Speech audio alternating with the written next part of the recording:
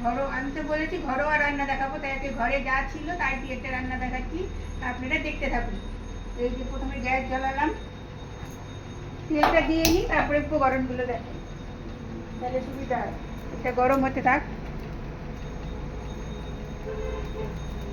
অল্প তেলেই রান্না হয়ে যাবে। নিরামিষ তরকারি, এটার নাম হচ্ছে নিরামিষ তরকারি।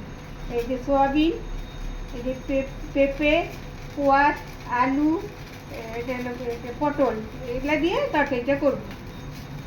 হয়েছে এই যে কাঁচা জিরা লঙ্কা, আর একটু আদা দিচ্ছি একটু ঘষা, আর এই যে কালো জিরা, এই হলো আজকে। আর এই যে আমি গরম জল আগেই বসিয়েছি, এর জন্য আমি কমিয়ে দিয়েছি তেলটা।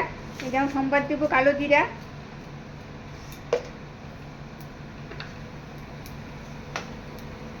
কালো জিরাটা একটু হোক,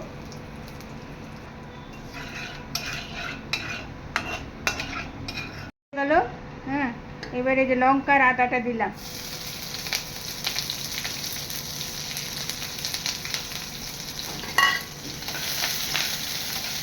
এটা বেশি ভাজতে লাগবে না। এবার সোমবারে হয়ে গেছে, এবার সব কিছু দেবো, যে যা যা বলছিলাম সবগুলোই দিয়ে দেবো এখন।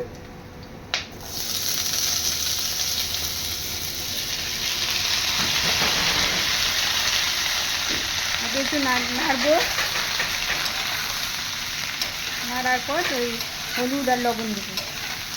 এটার মধ্যে অল্প একটু চিনি দিতে হয়। আর এদিকে যে আমার জল গরম হয়ে গেছে, এর জন্য আমি নিবাই দিচ্ছি। লবণ দিচ্ছি আমি হাত দিয়ে দিই, আমি চামচে অত আইডিয়া পাইনি। হাতে একটু এই যে হলুদ আর একটু চিনি দিতে হবে, অল্প একটু চিনি। এটা বেশিক্ষণ লাগে না, ভাত হইতে হইতে এটা হয়ে যায়।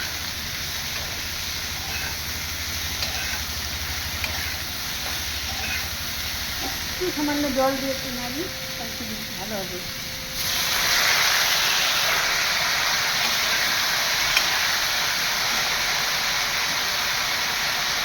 নাড়লাম, নাই এখন জলটা দিয়ে দিব। জলও বেশি লাগে, কিছু জল রইল, এই জল দিলাম, দিয়ে আমি নাড়া দেবো। নাড়া দিয়ে যে থাকবো, হালকাই কমাবো। আমার ক্যামেরাম্যান আমার মেয়েই সব করে, মেয়েই কমেন্ট করা সব করে, মেয়েই করে, তাহলে আমি রান্নাটা করে দেখাই। আমি আসলাম এই যে আবার দেখতে, একবার মাঝখানে দেখেছি, কিন্তু তখন দেখলাম সিদ্ধ হয় নাই, তাই এই পুরা জলটাই আমার লেগে গেছে। আমি কিন্তু পুরা জলটাই দিয়ে দিয়েছি, এখন আমার সম্পূর্ণ হয়ে গেছে, সব সিদ্ধ হয়ে গেছে। এই যে সোয়াবিনটা কিন্তু আমি ভিজাই নাই, সম্পূর্ণ হয়ে গেছে। এখন আমি নামাবো, এটা কমাই দিলাম। এই যে ইউটিউবে দেখতে হলে ছাদের ছোঁয়া রান্না, আর ফেসবুকে দেখতে হলে মায়ের রান্নাঘর দেখতে হবে। আমার পাশে থাকুন সবাই।